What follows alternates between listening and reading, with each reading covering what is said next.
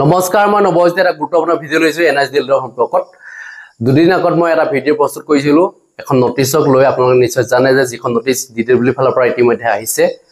নটিছখনত মই গোটেইখিনি পইণ্ট উল্লেখ কৰা নাছিলো দুটামান পইণ্ট থাকি গ'ল আৰু সেই দুটা পইণ্ট আজি মই আলোচনা কৰিব বিচাৰিছো বিশেষকৈ 2 নম্বৰ পইণ্টত ইয়াত উল্লেখ কৰিছে admission records oblique admission slip of DElEd course through NIOS এনআইএছত যদি আপুনি ডিএলএড কৰিছে তেতিয়া হলে আপুনি এডমিশন ৰেকৰ্ড দেখাব লাগিব আপুনি যে এডমিশন ললে তাৰ এটা স্লিপ দিয়ে আপোনাৰ ৰিসিপ্ট কপি দিয়ে ৰিসিপ্টটো আপোনালোকে জমা দিব লাগিব বহুখিনি যেটো বিচাৰিছে আপোনালোকক মই যেটো আগৰ ভিডিও জনাইছিলো আৰু আপোনালোকে জানে এটোটা মেইন পইণ্ট এডমিশন স্লিপ বহুতে হেৰুৱাই দিছে তেওঁলোকৰ নাই তেওঁলোকৰ মাত্ৰ অকল সাৰ্টিফিকেটখন আছে তেওঁলোকে পৰীক্ষা দিছে নাই তেওঁলোকৰ এডমিটও হেৰাই গৈছে কাৰবাৰ বহুতখিনি ডকুমেন্ট তেওঁলোকৰ নাই এতিয়া তেওঁলোকে এতিয়া কেছ কৰি জিকিলে কিন্তু তেওঁলোকৰ বহুখিনি ডকুমেন্টে নাই তেওঁলোক কেনে ধৰণে জিকিলে এই কথাবিলাক এতিয়াহে আহিব এতিয়া তাৰমানে কেলে তেওঁলোকে কেছত জিকিছে ঠিকই আছে দেখিলেকে কিন্তু তেওঁলোকৰ যি ডকুমেন্ট সকলোৰে নাই এতিয়া বহু কেন্ডিডেটৰ নাই এতিয়া প্ৰায় মানে 90% কেন্ডিডেটৰ এইবিলাক হেৰাই গ'ল মানে স্লিপ নাই আৰু 10% কেন্ডিডেট থাকিব পাৰে কাৰবাৰ মানে 100টাত 90টাই হেৰাই গৈছে দৰকাৰ নাই বুলি ভাবিলে বহুতে হেই যি এডমিশন ৰিসিপ্টটো কি দৰকাৰ ইমানে ৰাখিব লাগে তেওঁলোকে 17 এটা 18 মাহ যি ডিএলএড আছিল 2017 চনৰ তেওঁলোকে জুন মাহতে তেওঁলোকে এডমিশন লৈছিল জুন জুলাই এনেকুৱাটা এডমিশন লৈছে ক্লাস হৈছে হয়তো আগষ্ট মানৰ পৰা তেতিয়া আমি ধৰিলো 6 মাহ আৰু হে 6 মাহ আৰু এফালে 2018 চনটো এক বছৰ কেমাহ হল 18 মাহ হৈ গল 18 মাহৰ পিছত তেওঁলোকে মাৰ্কশিট সাৰ্টিফিকেট পাব লাগিব ডিএলএড কৰা তেওঁলোকে মাৰ্কশিট সাৰ্টিফিকেট পাব লাগে 3 মাহ মানে ৰিজাল্ট দিওতে 3 মাহ এটা সময় ললে 2019 চনৰ মাৰ্চ মাহৰ ভিতৰত তেওঁলোকে ৰিজাল্ট পাব লাগিছিল কিন্তু তেওঁলোকে মাৰ্চ মাহৰ ভিতৰত তেওঁলোকে ৰিজাল্ট হয়তো নেপালে হয়তো পাবও পাৰে নাজানো কিন্তু তেওঁলোকৰ সাৰ্টিফিকেটৰ ইস্যু ডেটটো কিনো লো সমস্যা আছে এটা যেটো নেক্সট পইণ্ট আছে ইয়াত কৈছে যে 18 month DElEd certificate and marksheet through NIOS of applicant completed before 1/4/2019 মানে এপ্ৰিল মাহৰ 1 তাৰিখৰ আগত তেওঁলোক কমপ্লিট হ'ব লাগিব এপ্ৰিলৰ 1 তাৰিখৰ আগত যদি তেওঁলোকৰ ডকুমেন্ট যদি ক্লিয়াৰ আছে তেওঁলোকে যে সাৰ্টিফিকেট লাভ কৰিছে তেওঁলোকৰ সেই সাৰ্টিফিকেটখন একচেপ্ট কৰিব যদি এপ্ৰিলৰ পিছত হয় তেতিয়া হল তেওঁলোকৰ সাৰ্টিফিকেট একচেপ্ট নকৰিব এটো হৈছে মেইন পইণ্ট এই পইণ্টৰ কাৰণে বহু পাৰ্টি কিয় বঞ্চিত হৈ গৈছে যাব তেওঁলোকে লাভ কৰা সাৰ্টিফিকেটখনৰ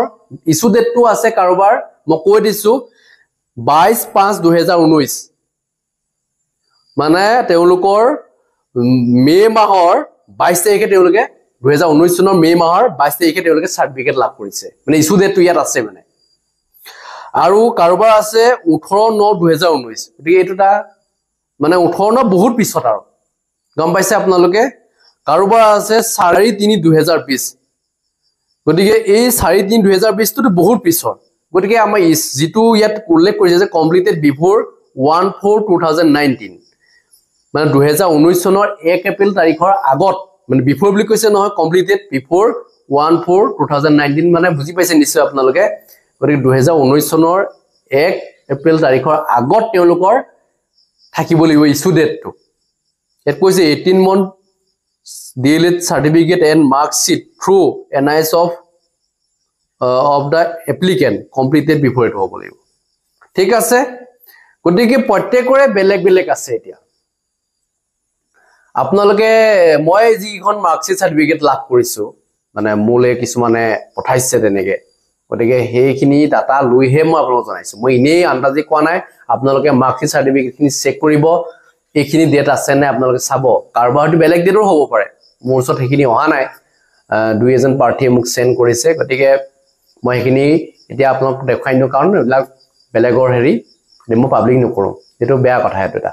গতিকে আমি যিখিনি ডকুমেন্ট তেওঁলোকৰ লাভ কৰিছো তেওঁলোকৰ ইস্যু ডেটটো প্ৰত্যেকৰে বেলেগ গতিকে ইস্যু ডেটটো যদি বেলেগ হয় আৰু ইয়াত ইস্যু ডেটটো বিচাৰিছে কেতিয়া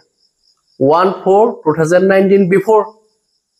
গতিকে 2019 চনৰ 1 এপ্ৰিলৰ আগত যদি আপুনি কমপ্লিট কৰি থৈছে তেতিয়া হলে আপুনি বাচি গল যদি আপোনালোকৰ আগত নাই তেতিয়া হলে আপুনি ফসি যাব পাৰে কাৰবাৰ হয়তো আগতো থাকিব পাৰে নাজানো আমি এইবিলাক কথা আমি যিখিনি পাইছো হেতু মতে জনাইছো কাৰবাৰ হয়তো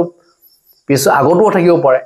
গতিকে যাৰ যাৰ তেনেকুৱা গণ্ডগোল নাই, যাৰ সকলো ডকুমেণ্ট আছে, তেওঁলোকৰ নাম মেৰিট লিষ্টত আহিব। কিন্তু এইটো খাটাং অহাটো আহিবই। যদি গোটেইখিনি দেখাব পাৰে, তেওঁলোকে এডমিশ্যন ৰিচিপ্ট দেখাব পাৰে, তেওঁলোকৰ চেলাৰী ৰিচিপ্ট দেখাব পাৰে, সেইখিনি যদি তেওঁলোকৰ আছে, আৰু লগতে তেওঁ যে সেই বিদ্যালয়খন যে শিক্ষকতা কৰি আছিলে তাৰ যিটো ৰেকৰ্ড, তেওঁ প্ৰেজেণ্ট হোৱাৰ যিটো ৰেকৰ্ড, সেইখিনি যদি দেখাব পাৰে, আৰু লগতে তেওঁ কিমান দিন শিক্ষকতা কৰিছে তাও আপোনালোকে জানে যে ইউডাইচ ৰেকৰ্ডটো দেখাব লাগিব। গোটেইখিনি যিমানখিনি আছে সকলো ডকুমেণ্ট দেখাব লাগিব, চেলাৰী ৰিচিপ্টলৈকে দেখাব লাগিব। আপুনি প্ৰাইভেটতে কওক বা চৰকাৰীতে কওক, চব দেখাব লাগিব। যিটো ইন চাৰ্ভিচ টিচাৰসকলৰ কাৰণে সেইটো আছিলে।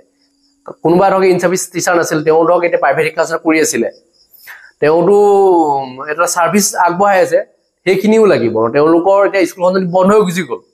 তেওঁলোকৰ চেলাৰী ৰিচিপ্ট যদি দিয়া নাছিলে সেই সময়ছোৱাত, নিদিয়ে। বিশেষকৈ প্ৰাইভেট শিক্ষানুষ্ঠানবিলাকৰ চেলাৰী ৰিচিপ্ট নাথাকে, তেওঁলোকৰ কাৰণে চেলাৰী ৰিচিপ্ট আকৌ বনাবলগীয়া হ'ব পাৰে। এতিয়া এইবিলাক কাম কোনেও নকৰে। তেওঁলোকৰ স্কুলখন এতিয়া চলি যদি আছে, কাৰণ চেলাৰী ৰিচিপ্ট যদি নিদিয়ে তেতিয়াহ'লে তো আৰু ক'ৰ পৰা হেৰি হ'ব, তেওঁলোকে দেখাব নোৱাৰিব, কাৰণ কাকোৱে নিদিয়ে চেলাৰী ৰিচিপ্ট। আমি যিমানবিলাক প্ৰাইভেট শিক্ষানুষ্ঠানত শিক্ষাদান কৰিছোঁ, ময়ো কৰোঁ, কিন্তু আমাক চেলাৰী ৰিচিপ্ট নিদিয়ে। গতিকে চেলাৰী ৰিচিপ্ট নিদিয়াটো এটা মানে কি হ'ব, এইটো এটা মানে তেওঁলোকে দেখাব নোৱাৰিব। বিশেষকৈ প্ৰাইভেট শিক্ষানুষ্ঠান কৰি থকাবিলাক ক'ৰবাত দিয়ে, কিন্তু সকলোতে নহয়, ক'ৰবাত দিয়ে। মানে যিবিলাক অলপ ভাল শিক্ষানুষ্ঠান, য'ত নেকি গোটেইখিনি ডিচিপ্লিন মেইনটেইন কৰে, তাত থাকে। কিন্তু কিছুমান নাথাকে, আমি জনামতে মানে কিছু। গতিকে যদি আপুনি এখন ভাল শিক্ষানুষ্ঠানত শিক্ষাদান কৰি আছিলে, তাত যদি চেলাৰী ৰিচিপ্ট সকলো দিয়ে, তেতিয়াহ'লে আপোনাৰ সমস্যা হ'ব নোৱাৰে, আপুনি লাভ কৰিব চাকৰি। এতিয়া এইখিনিতে আমি এটা কথা শুনি আছো যে এই ইছ্যু ডেটক লৈ এতিয়া তেওঁলোকে ভাবিছে যে আমি অলৰেডি বঞ্চিত হৈ যাম, গতিকে আমি এটা কেছ কৰোঁ। যদি আপুনি কেছলৈ যায়, আপুনি এই যিটো ইছ্যু ডেটলৈ যদি কেছলৈ যায়, তেতিয়াহ'লে আপুনি কি হ'ব, আপোনালোকে অলৰেডি কেছত জিকি আহিছিলে, কিন্তু এতিয়া যদি আকৌ বাৰে বাৰে যদি কেছ কৰিবলৈ যায় এইটো লৈ পেলাই, তেতিয়াহ'লে আপোনালোকক হয়তো এইবাৰ হয়তো বেলেগ এটা হয়তো তেওঁলোকৰ একশ্যন হয়তো ল'ব পাৰে। কাৰণ শিক্ষা বিভাগে যেহেতু গোটেই কামখিনি আগবঢ়াই নিবলৈ চেষ্টা কৰিছে, কিন্তু মাজতে বাধা দিছে মাত্ৰ NISৰ প্ৰাৰ্থীখিনিয়ে। এতিয়া বহু প্ৰাৰ্থীয়ে এই ক্ষেত্ৰত কৈ আছে যে কামখিনি আগুৱাই নিব লাগে, কাৰণ তেওঁলোকৰ বয়স ৰৈ থকা নাই। বহুতৰ বয়স ইতিমধ্যে গৈছে, কাৰণ 10 অক্টোবৰ পূৰ্বে যদি তেওঁলোকে চাকৰি নাপায়, বা 10 অক্টোবৰ দিম বুলি কৈছে মুখ্যমন্ত্ৰী হিমন্ত বিশ্ব শৰ্মাই, যদি 10 অক্টোবৰ দিয়ে তেতিয়া তেওঁলোক আছে, তাৰ পিছলৈ যদি গুচি যায় তেতিয়াহ'লে কি হ'ব, তেওঁলোকৰ ভৱিষ্যতটো কি হ'ব? কাৰণ প্ৰত্যেকৰে বয়সটো ৰৈ নাথাকে। আপোনালোকে পিছে নি থাকিব, কেছ কৰি থাকিব, গোটেই কামখিনি দীঘলীয়া গৈ থাকিব, কোনোবাইতো এতিয়া বহি নাথাকিব এনেকুৱা। গতিকে তেওঁলোকেও হয়তো একশ্যন ল'ব পাৰে, কাৰণ বয়স পাৰ হোৱাসকলে ইতিমধ্যে জাঙুৰ খাই দিছে। কোনোবাই কেছ কৰিম বুলি কোৱাৰ কাৰণে, কেছ কৰি তেওঁলোকৰ কোনো লাভ নাই, কাৰণ তেওঁলোকে কেছ কৰি জিকিছিলে, কিন্তু লাভ কিবা হ'ল জানো? বিশেষ এই ইছ্যু ডেটৰ কাৰণে তেওঁলোক আউট হৈ যাব লাগিব। গম পাইছে আপোনালোকে, গোটেই ইছ্যু ডেটটো মেইন হৈ আছে। এতিয়া আপোনালোকৰ চাৰ্টিফিকেটৰ ইছ্যু ডেট বেলেগ, আৰু বাকী ডকুমেণ্ট প্ৰায়বিলাক ডকুমেণ্টে আপোনাৰ নাই। ইছ্যু ডেটটো বাদিছোঁ, এইটোৱে কাৰোবাৰতো থাকিবও পাৰে, সেই ডেটৰ আগত হয়তো চাৰ্টিফিকেট লাভ কৰিব পাৰে, কিন্তু তেওঁলোকৰ বাকী ডকুমেণ্টবিলাক নাই। সকলো ডকুমেণ্ট লাগিব নহয়, চব লাগিব। আপোনাৰ বিশেষকৈ ইউডাইচ ৰেকৰ্ডতে আপোনাৰ নাম নাই, কাৰোবাৰ আছে যে খেলি মেলি। গতিকে এইবিলাক আৰু নচলিব, যিহেতু তাত ষ্ট্ৰিক্টলি চাব। মই কৈ আহিছোঁ আমি যে ষ্ট্ৰিক্টলি চাব লাগে, ডকুমেণ্ট ভেৰিফিকেশ্যন কৰোঁতে সদায় সাৱধান হ'ব লাগে, যাতে গণ্ডগোল পালেই যাতে এইখিনি তেওঁ, কাৰণ প্ৰাৰ্থীৰ অভাৱ নাই, যাক গণ্ডগোল পাই তাক আউট কৰি দিব লাগে। কাৰণ কেলে অসমত নিবনুৱা সমস্যা দিনক দিনে বৃদ্ধি হৈ গৈ আছে। গতিকে নিবনুৱা সমস্যাটো দূৰ কৰিবৰ কাৰণেতো ষ্ট্ৰিক্টলি চাব লাগিব। মানে এনেকে আৰু এতিয়া আগৰ দিনৰ লিখা কৰিলে নহ'ব। আগতেতো ধন দিও চাকৰি পাইছিলে, গতিকে সেই ছিষ্টেমত গ'লে আৰু নহ'ব। গতিকে শিক্ষা বিভাগে যিখিনি ইতিমধ্যে সিদ্ধান্ত গ্ৰহণ কৰিছে, ভালেই কৰিছে, আমি ছাপোৰ্ট কৰিছোঁ। কাৰণ এনেকুৱা এটা সিদ্ধান্ত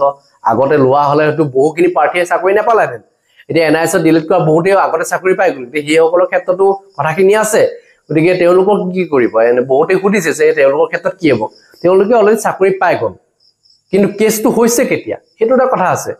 কেছটো হৈছে কেতিয়া? 2024 চনতে আপোনালোকে কেছ কৰিছে, গতিকে 2024 চনৰ এতিয়া 25 চন পাই গ'লে। গতিকে সেইকাৰণে মই কৈছোঁ যে কেছটো যদি আগতে হোৱাল, তেতিয়াহ'লে সেইসকলৰ চাকৰিটো নাপালেহেঁতেন। গতিকে মই জনাব বিচাৰিছোঁ যে যিসকলে কেছ কৰিলে, তেওঁলোকে অলৰেডি যিখিনি NISৰ মানে গণ্ডগোলীয়া আছিলে, প্ৰাৰ্থীসকলে এতিয়া অলৰেডি ওলাই গ'ল, তেওঁলোক মানে আগতে যদি তেওঁলোকে বাচিও আছিল এতিয়া কেছটো কৈ দিয়াৰ কাৰণে সুপ্ৰিম কোৰ্টৰ ফালৰ পৰা যেটো দিছে যে নিৰ্দেশ তেওঁলোকৰ ডকুমেন্ট চেক কৰিবৰ কাৰণে তেওঁলোকে তো ডকুমেন্ট চেক কৰি নাথাকে সুপ্ৰিম কোৰ্টে ডকুমেন্ট চেক কৰিব প্ৰাৰ্থীসকলক কি আছে যে তেওঁলোকে অৰ্ডাৰটোহে পাছ কৰিছে যে নিযুক্তি দিয়া আগতে এইখিনি ডকুমেন্ট চেক কৰিব তাৰ পৰা ইতিমধ্যে জাজমেন্টটো আহিছে অলৰেডি তাত এটা পইণ্টত উল্লেখ কৰিছে গতিকে এইখিনি ডকুমেন্ট প্ৰত্যেকৰ ডকুমেন্ট চেক কৰিব তাৰ পিছতে তেওঁলোক চাকৰি দিব যদি ডকুমেন্টৰ গণ্ডগোল থাকে তেতিয়াহ'লে কি কেনেকৈ দিব চাকৰি গতিকে সুপ্ৰিম কোৰ্টৰ ৰুল মতে যাব তেওঁলোক জয়ী হৈ আহিছে গতিকে তেওঁলোক ডকুমেন্ট দেখাব লাগিব যদি দেখাব নাই তেওঁলোকে ৰিজেক্ট হ'ব ঠিকে আছে তেওঁলোকক নিদিম বুলি কোৱা নাই চৰকাৰখনে নিদিম বুলি কোৱা নাই অসম চৰকাৰে তেওঁলোকক নিদিম বুলি কোৱা নাই যে ডকুমেন্ট লৈ আহক আমাৰ ওচৰত চেক কৰক চাকৰি লওক ঠিকে আছে এইটো ভালেই হৈছে কাৰণ এনেকুৱা এটা আগতে যদি ষ্টেপ লোৱা হ'লে বহুত ভাল আছিলে এনআইএছৰ ক্ষেত্ৰত মই আগতেও কৈছে এনআইএছৰ যিটো 18 মাহীয়া কোৰ্সটো 2 বছৰীয়া কোৰ্সৰ লগত সমপৰ্যায় যেটো নহয় গতিকে এতিয়া 18 মাহ হিচাপ কৰিব লাগিব তেওঁলোকৰ সাৰ্টিফিকেটৰ ইস্যু ডেটটো কি কাৰণে লৈছে যে 18 মাহৰ ভিতৰত তেওঁলোকে সাৰ্টিফিকেট 18 মাহৰ পিছত তেওঁলোকে সাৰ্টিফিকেট পাব লাগিব কাৰণ 18 মাহ তেওঁলোকৰ লৈছে পঢ়োতে বেলতে এটা কেই মাহ হৈ যায় আপুনি হিচাপ কৰক যদি জুন জুলাইতে যদি তেওঁলোকে এডমিশন লয় তেতিয়া হলে এফালে 6 মাহ হৈ গ'ল নে 2017 চনত 6 মাহ পালে 2018 চনটো 12 মাহ 12 से 18 মাহ হল এতিয়া 2019 চনৰ 3 মাহ এটা দিছে মানে তেওঁলোকৰ বইখিনি চাব লাগিব তেওঁলোকৰ মাৰ্কশিট বনাব লাগিব ৰিজাল্ট আউট কৰিব লাগিব এইখিনি কামৰ কাৰণ 3 মাহ এটা সময় দিছিলে মানে জানুৱাৰী ফেব্ৰুৱাৰী মাৰ্চ এই 3 মাহ সময় দিছে এটা এপ্ৰিলৰ 1 তাৰিখত ধুইছে মানে 1 তাৰিখৰ আগত তেওঁলোকক ক্লিয়াৰ হ'ব লাগে ঠিকে আছে এটো ৰুল মতে আপুনি 2017 চনতে আপুনি ডিএলএড কৰিছে বুলি ইতিমধ্যে কেছ তৰিছে কেছত হেখিনিয়ে দিছে পইণ্ট আপোনালোকে সেই কেছৰ মতে যদি দেখুৱাইছে যে 2000 তেওঁলোকে 20 চনতহে সাৰ্টিফিকেট লাভ কৰিছে এজন প্ৰাৰ্থীয়ে ইতিমধ্যে যিখন আমি সাৰ্টিফিকেট লাভ কৰিছে তেওঁ লাভ কৰিছে সাৰ্টিফিকেট 4/3/2020 ইস্যু ডেট যেটো 4/3/2020 তেতিয়াহে তেওঁলোকে সাৰ্টিফিকেট লাভ কৰিছে ঠিক আছে গতিকে 2020 নত তেওঁ কিয় পাব লগা হল তেওঁটো 2 বছৰ হৈ গ'ল 18 মাহতে যেটো পাব লাগে 17 চনৰ পৰা এটা 20 চন পাই গলে 3 বছৰে ধক লাগিছে আৰু মানে এনেকুৱা লেখা হৈছে 3টা চন দৰকাৰ হল মানে কি হলগে 17 চনত আৰম্ভ 17 18 19 20 চাক কিমান সময় ললে এটো মাহটো হিচাপ কৰি লব আপোনাৰ উলিয়াই লব 4/3/2020 কেইমাহ হল আপোনাৰ হিচাপ কৰিব গতিকে চাক সেই পাৰ্টিজনক কেনেকৈ চাকৰি দিব 18 মাহৰ কোৰ্সটো 18 মাহ লাগে 21 মাহৰ ভিতৰত তেওঁটো ৰিজাল্ট পাব লাগিব দুবছৰীয়াটো হলে নহব নহয় এই দুবছৰীয়া হৈ গৈছে কাৰোবাৰ গতিকে সেই কাৰণে মই জনাব বিচাৰিছো যে এনআইএছ পাৰ্টিসকলৰ ক্ষেত্ৰত এইখিনি গণ্ডগোল আছে ইস্যু ডেটৰ লৈ গণ্ডগোল আছে গতিকে এইখিনি সমস্যা সমাধানটো তেওঁলোকৰ নহয় এইখিনি সমস্যাটো অলৰেডি হৈ গ'ল আৰু 18 মাহৰ কাৰোবাৰ 20 মাহ 22 মাহ 23 মাহ 25 মাহ এনেকুৱা হৈছে সাৰ্টিফিকেট ইস্যু কৰা লাগে গতিকে মই জনাব বিচাৰিছো যে যিখিনি ষ্টেপ লৈছে টিডব্লিউ এখিনি ভাল ষ্টেপ লৈছে কাৰণ উপযুক্ত জনে চাকৰি পাব বিচাৰিছে পাও উপযুক্ত জনে পাও